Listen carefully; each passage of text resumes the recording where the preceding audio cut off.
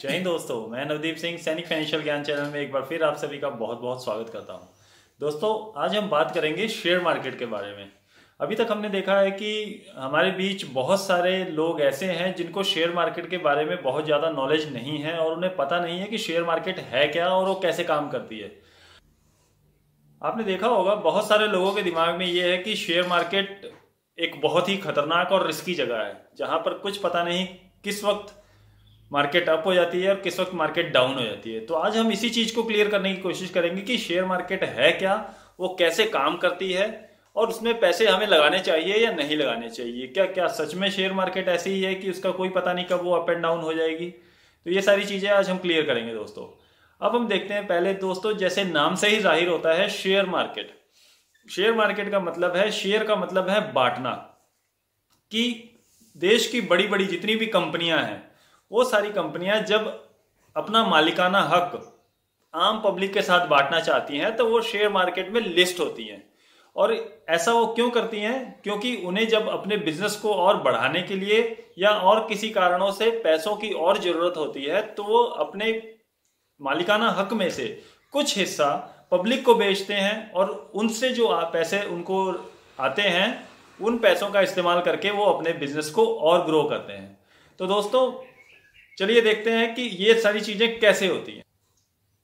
दोस्तों, आपने देखा होगा कि जैसे कुछ लोग पार्टनरशिप में बिजनेस शुरू करते हैं, तो पार्टनरशिप में जब बिजनेस शुरू करते हैं तो उन दोनों के बीच एक पार्टनरशिप डीड बनती है जिसमें यह डिसाइड होता है कि दोनों जो 2 या 3 जितने भी उसके पार्टनर हैं उन सभी का बराबर बराबर हिस्सा उस बिजनेस में होता है। तो कोई भी प्रॉफिट या लॉस जब उस बिजनेस को होता है तो उसका हिस्सा, उसका फायदा या नुकसान उन तीनों लोगों को होता है या दोनों लोगों को होता है जो पार्टनर्स होते हैं।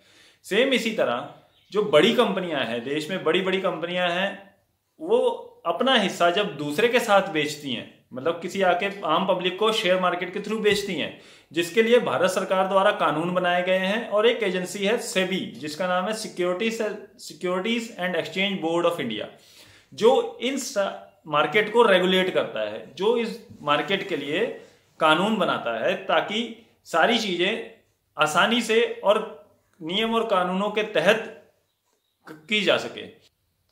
अब दोस्तों ये तो क्लियर हो गया कि शेयर मार्केट है क्या और वो कैसे काम करती है। अब बात आती है कि शेयर मार्केट इतनी तेजी से हर रोज अप एंड डाउन क्यों होती है, कभी मार्केट एकदम से उठ जाती है और कभी मार्केट एकदम से गिर जाती है। तो आपने देखा होगा कि जो इनके पीछे कारण क्या होता है। इसमें क्या होता है, जब किसी भी कंपनी की कोई खबर या किसी दुनिया में, पूरी दुनिया में किसी भी तरह की कोई खबर जो हमारे आर्थिक व्यापार को, इकोनॉमिक्स रिलेटेड एक्टिविटीज को असर डालती हैं, वो सारी खबरें शेयर मार्केट को ऊपर और नीचे ले जाने के लिए जिम्मेदार होती हैं।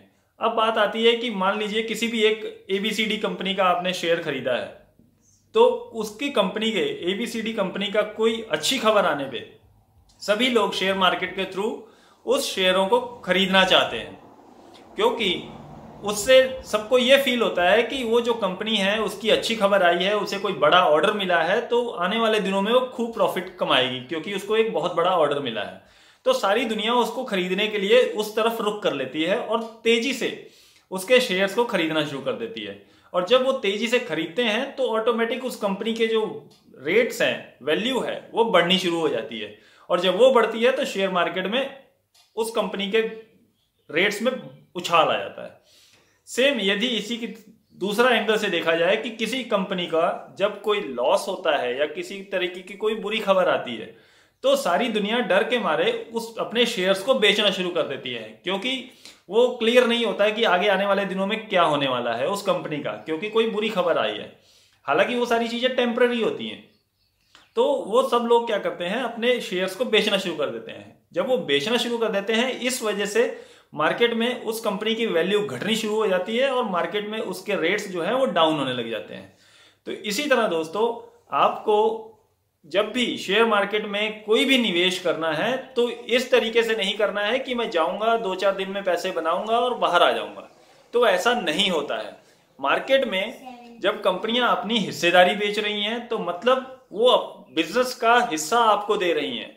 आपको जब शेयर मार्केट में जाना है तो इस नजरिए से जाना है कि मैं एक बिजनेस में पार्टनरशिप खरीदने जा रहा हूं, और लीगली आप पार्टनर होते भी हैं। लेकिन एक छोटे से हिस्से के जिसने आपने उसमें इन्वेस्ट किया होता है उस हिसाब से वो निर्धारित किया जाता है। तो दोस्तों, जब आपने किसी कंपनी की पार्टनरशिप खरीद ली है तो मतलब यदि वो कंपनी प्रॉफिट कमाएगी तो आपको फायदा होगा, और यदि उस कंपनी को किसी भी तरीके का नुकसान होता है तो आपको अपने जो इन्वेस्टमेंट आपने की है उसमें नुकसान का सामना भी करना पड़ सकता है।